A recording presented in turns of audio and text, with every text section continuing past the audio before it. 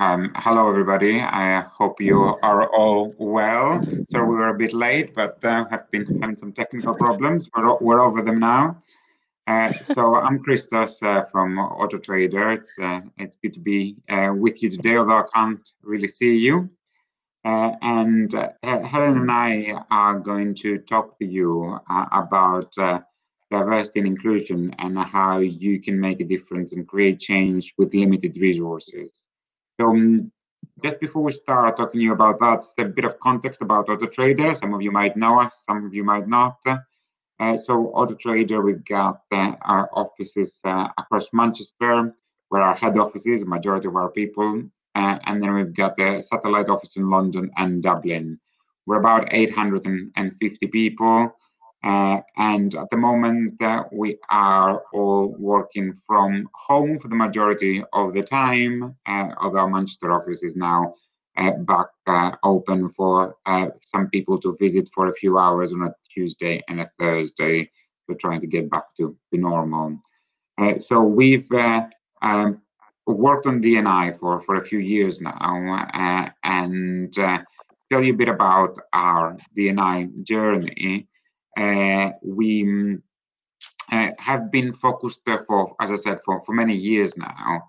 And one of the things that we discovered, and that's why the reason why I wanted to talk to you about today, is that we have a lot of initiatives that we've run through the years. Some of them did require a lot of significant funding, but a lot of the successful ones were actually smaller initiatives that made a big difference.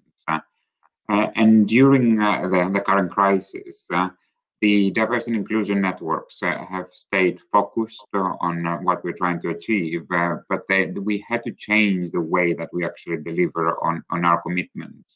And very quickly, from the beginning of the pandemic, we had to shift our focus more on the well-being of our colleagues. And our employee networks were really there to us.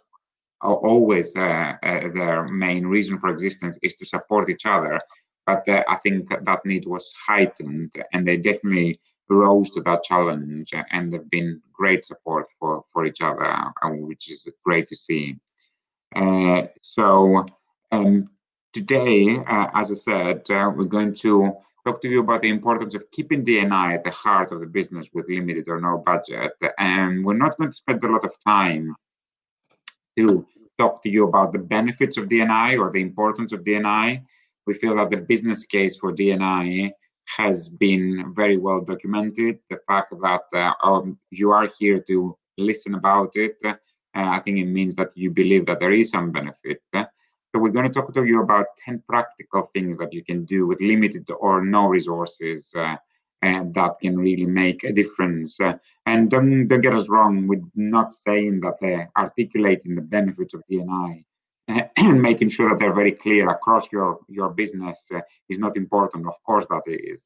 And you should definitely focus on that as well. But today we thought that we're going to take you through 10 different ways that we tried and give you some tips on how potentially you can do it as well. So over to Helen to talk you through the first ones. Okay, so the first thing that we started was our virtual coffee catch-ups, and this meant that colleagues that shared similar backgrounds and had similar experiences could get together and provide each other with helpful advice and guidance, as well as giving them the opportunity to just kind of have a break from their day. And it also meant that we brought that kind of sense of community that often working from home you lose that, and it also provided a safe space for people to get together and talk with no judgment about how they're feeling, and something so similar, so simple like that was a massive impact, especially for members of our BAME network during these horrible recent events. Now, the next thing that we did was something called Movies with Meaning. So obviously during lockdown, options for entertainment were limited to the boundaries of our homes. So our networks created the Movies with Meaning, where members of our individual networks could choose films to watch. And each of these films did have a meaning behind them. And then they would get together afterwards to discuss their thoughts and learnings as a group. So one of the films that we watched was a film called Padman. This is a film that's inspired by true life events of a man in India who recognized that his family, women that were on the periods, weren't using safe sanitary products. So he created and invented a machine to create affordable sanitary products for women that were on their periods. Next thing that we did was we really tried focusing on fundraising. So obviously during the COVID crisis, a lot of charities have been struggling more so than ever because of things that just kind of haven't been able to go ahead, like marathons, for example, where in normal circumstances, charities would gain a lot of financial support from them. So our networks decided to support in kind of the best way that they could. So took part in a number of their own fundraising initiatives and activities to support our local communities. So one example was our Auto Trader Women's Network did the 2.6 challenge for the charity Bloody Good Period. Our LGBT network did some fundraising for the Proud Trust, and our Disability and Neurodiversity network did the Spectrum Night Walk for the National Autistic Society. And this is just a great way to not only support our local communities, but it also brings together people from your internal community. The next thing that we introduced was our About Race educational materials and resources. Now, obviously, recent events have been a really painful reminder that racism and inequality impacts the lives of Black people around the world and still in the UK. And we have to start by educating ourselves and also really encouraging difficult but courageous conversations. So we worked with our BAME network to create a dedicated page on our internal site and our external career site to highlight the different voices that they really wanted to amplify. So these resources included not only books, but podcasts, films, documentaries, so that there was a bit of something there for everyone. If you're interested in checking any of those out, if you're interested in using them, you can just head over to our LinkedIn page, Auto Trader UK, and yeah, there's a link there to our career site where you'll be able to find them all. Okay, so the next thing that we've done quite a lot of, which is again obviously free, is blog posts.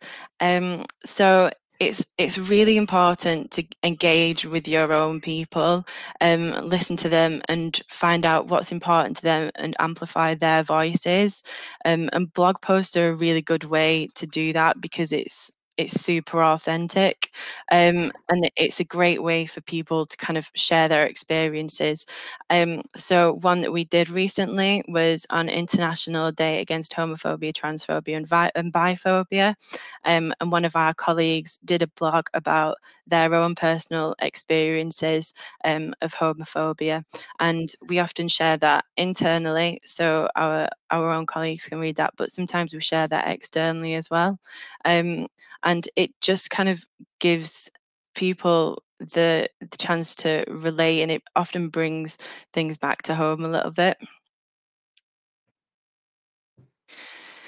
Now, another thing that's worked really well for us is trying to think creatively around internal communications. Now, this is probably not so helpful whilst we're in lockdown, but one example, now we all know that obviously emails are free and easy to do. However, they don't always reach kind of everyone that you want them to reach.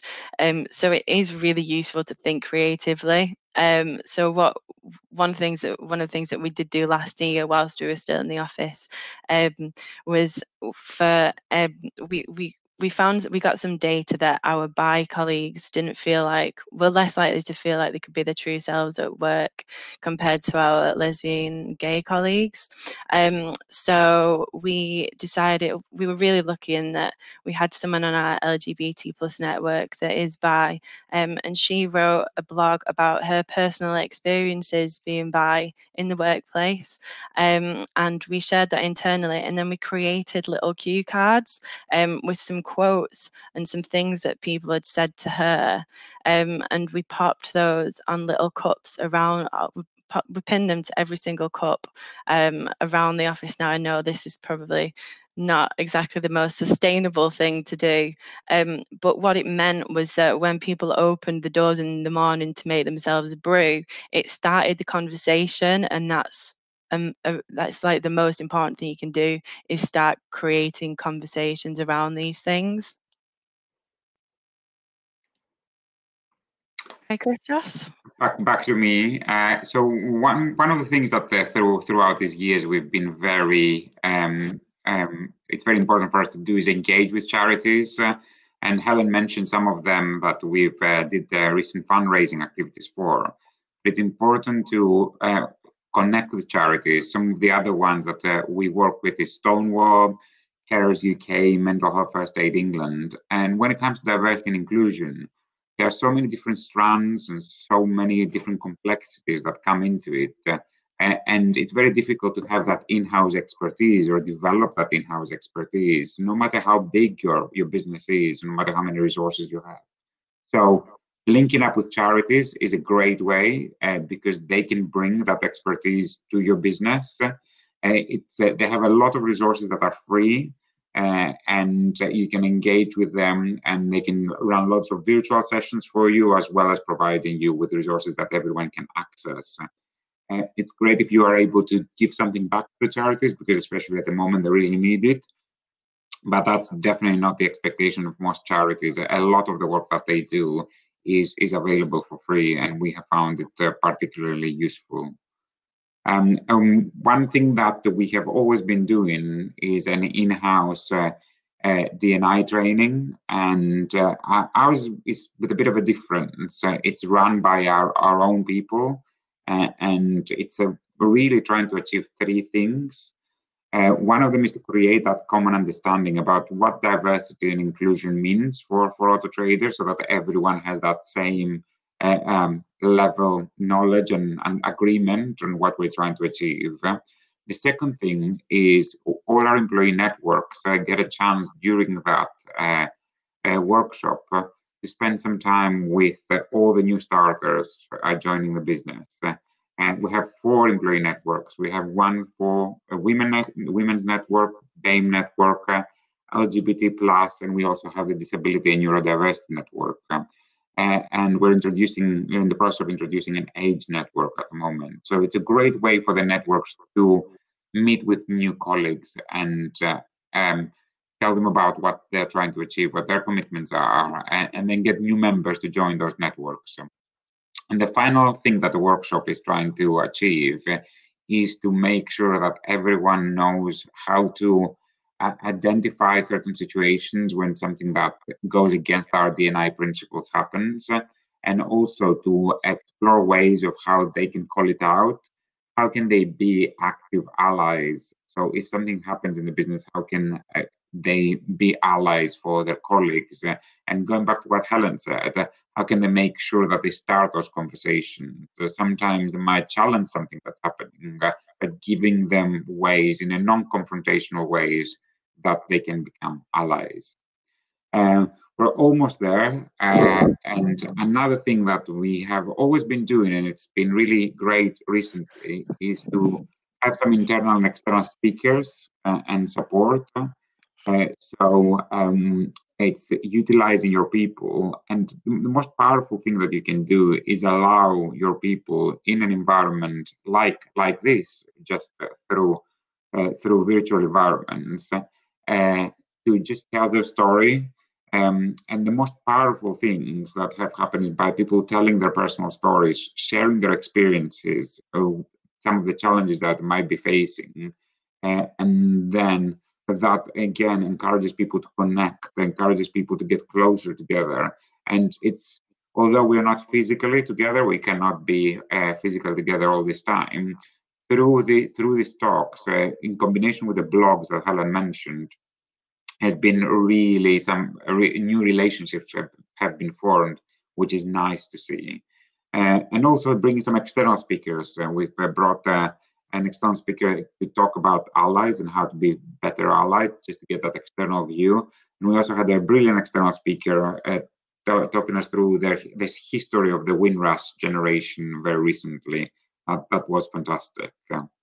A final point for today is to make sure that you keep up to date with external news and recognize how that's impacting your internal colleagues.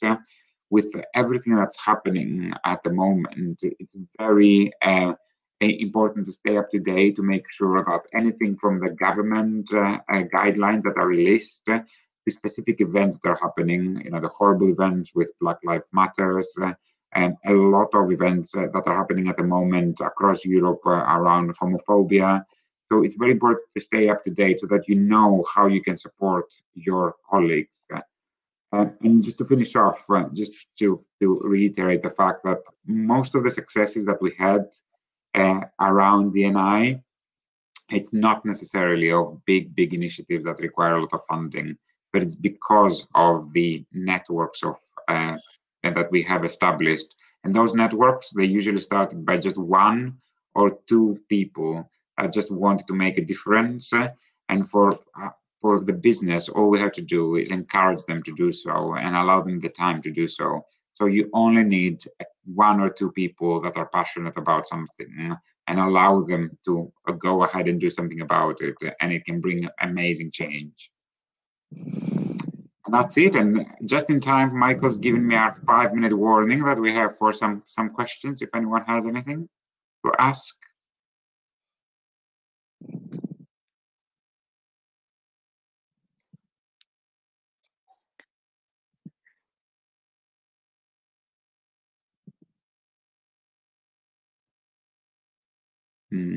No questions. I can see Hillary say, oh, there you are. Hi, Hillary. Have you had any pushback and how did you handle it? So yes, through I think the most common pushback that we have is whenever we introduce something new or we talk about something new, there are people that might but that might naturally feel left out because we're not covering something that they feel passionate about. So we might be doing something about women, and then suddenly people are saying, well, why are we not doing something about disability? And it's great because whenever you get pushback like that, it's a really brilliant way to engage with people. Because usually when people are pushing back and saying, I think you're leaving me out here, I'm thinking of leaving behind, they are those people that you can engage with, and you can say, okay, let's talk about what you want to do. Let's talk about what, that purpose that is close to your heart, and how can we support you in expanding our DNI agenda to include the things that you feel are not represented. And that's fantastic. And you build your DNI initiatives, you build your DNI strategies organically that way, which is it's a great way to do it. Helen, any other pushbacks that we have that you would like to add? I don't think so. I've just seen that David has said that they could see our speaker notes. So apologies for that. We had quite a few technical difficulties as it was, but oh well. So we got another question from Emma. What's next for the Autotrader DNI? Helen, do you want to give a flavor of what's next? So I guess in the coming months we can give you a little bit of an overview of what we're working on. But I guess in terms of our overall strategy, probably I can give you a little bit of a brief kind of introduction there. So in terms of the next coming months, obviously, we would do quite a lot around in August for Manchester Pride, and with that not going ahead as normal this year, we've engaged our internal LGBT plus network to create a whole kind of calendar of events throughout the month. We're quite conscious to not just make it about a celebration, but also using the opportunity to raise awareness and educate others as well. So we've got things going on throughout the month, which includes internal talks, includes blogs, it includes charity events. So it's trying to think of every single kind of option that you can do during this time during lockdown, and really making the most out of that to help educate others but also celebrate at the same time. In terms of our overall D&I strategy, I think at the moment it's obviously super important to continue working with our colleagues and speaking to them and finding out what the support that they need, in particular with everything that's been going on at the moment with the Black Lives Matter movement. It's been so important for us to engage with our Black colleagues and our BAME network kind of more wider, but it's continuing with those conversations and continuing creating the open spaces and the safe spaces. Christos, Really do you have good. anything to Yeah, add yeah, to that? and the only other thing that we have in September is the launch of the Hidden Disability Sunflower Scheme. So especially during this time, people with disabilities, both visible and hidden disabilities, have been disproportionately impacted by the virus. So we are launching the Sunflower Hidden Disability Scheme that you can find out about it by just looking it up. And it's a great way to, again, raise awareness about hidden disabilities and find ways to support your colleagues, as well as your customers and visitors in your business. And then in October, we are getting ready for the Black History Month, and we are going to be hopefully hosting our annual event, hopefully with our neighbors at home.